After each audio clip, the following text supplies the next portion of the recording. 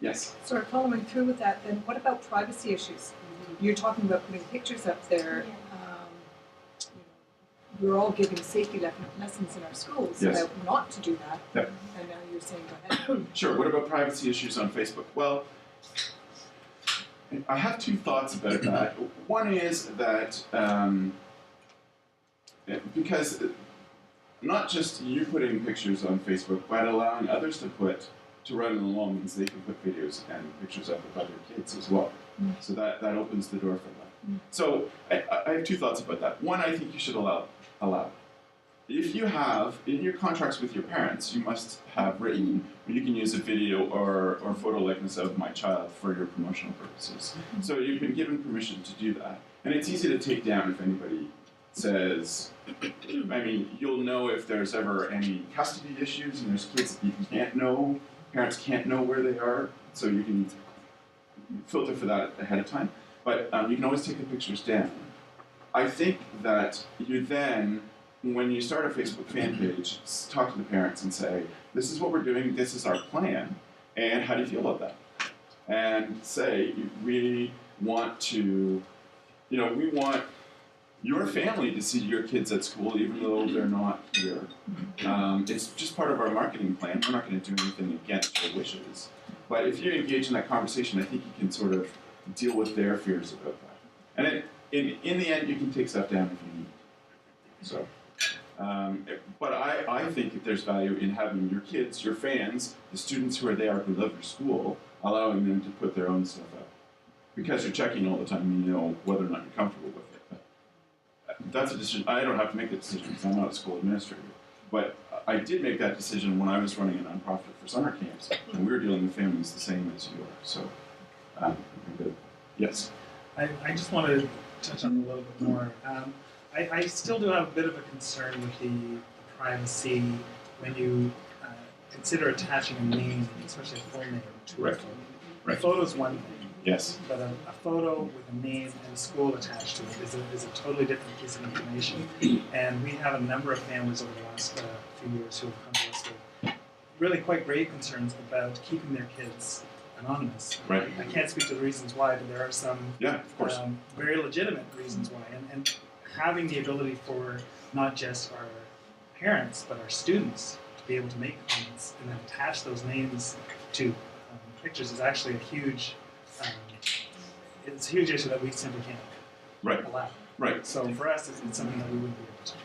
Yeah, so in your school, it doesn't make sense to attach that name. And in Facebook, you can go in and it's called tagging. So you go in and you click on a picture on a person's face, and if you're connected to that person in some way, you can tag their name and say what it is. But you can also set your Facebook levels so that no one can do that. It's another choice that you have. So you're right, it makes a lot of sense.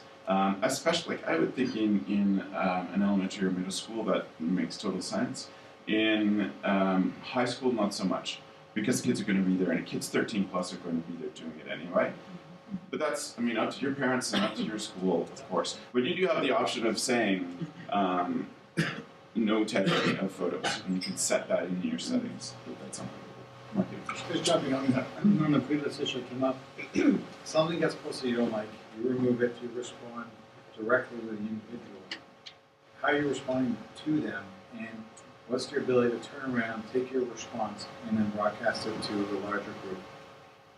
Sort of like email. If you get an email dialogue with a parent, you respond, they don't like your position on it, and they broadcast it to a number of parents saying, can you believe this is their position, or wherever be the case. So same thing here with this Facebook. What's their ability to do that? And the reason I bring that up is actually since I've been to a couple of these, right? Yeah. Actually, I did search on our competitor, and actually, we brought to my attention by a register. She found there's a complaints website, and they were up on that.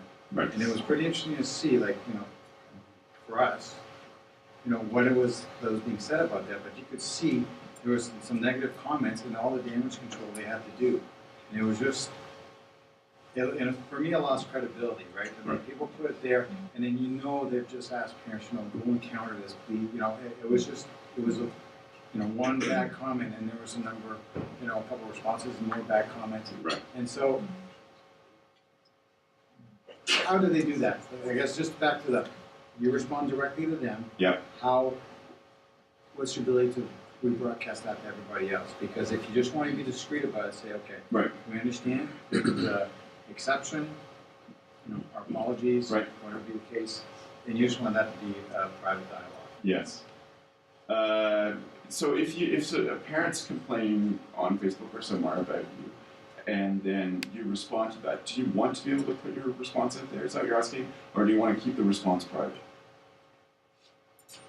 It depends. Right. I mean, it really depends, but I would say I definitely would want the ability to keep it private when I feel the need.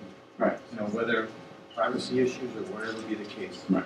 would dictate this. Well, if you come up with a great response and you get a great feedback from the parent, and they're like, "Thank you for dealing with this. This is great. This is exactly what I wanted to hear." I heard a friend who runs a KIP in upstate New York. They post pictures of their kids every day because the kids are away. Parents want to see them every day. So they took a picture in the dining hall of a staff member talking to a kid, and the staff member was very animated, and it was hot. So he was red-faced, and he happened to be sort of pointing across the table to make his point. And the parent called and said, "How dare your staff talk to my child that way?" And Dan printed the picture off and went to the kid and said, "What's the story?" And the kid's like, "Well, he just talks like that. We were just having fun. It just happened to be that picture." So then he went back, went to talk to the staff member, and he went back to the parent and said, "Okay, I talked to them, and I talked to your child, and you're welcome to talk to your child about it, but this is just funny picture."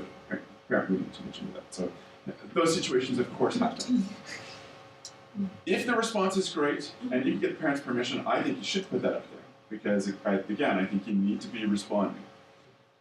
Whether or not the parents take your response and do something with it, if you have an email system that has, the paragraph at the bottom, this is private thing, then you have this private conversation, private email, then you have some legal recourse about that. But if you don't, and they post it somewhere, then your only choice is to respond to it. To give your best response, but not get into a back and forth. Don't engage the troll. If they're not going to be happy, you've done everything you can, then you walk away. And what social media allows us to do is it allows us to bury that in other stuff. So your worry is that comment shows up when people Google your name. But if you bury it in any YouTube, Twitter, Facebook, great things, good stuff from parents, then you can bury those things. But you also need to be producing these good things using social media before it happens the first time. Because you need to have your name at top of searches.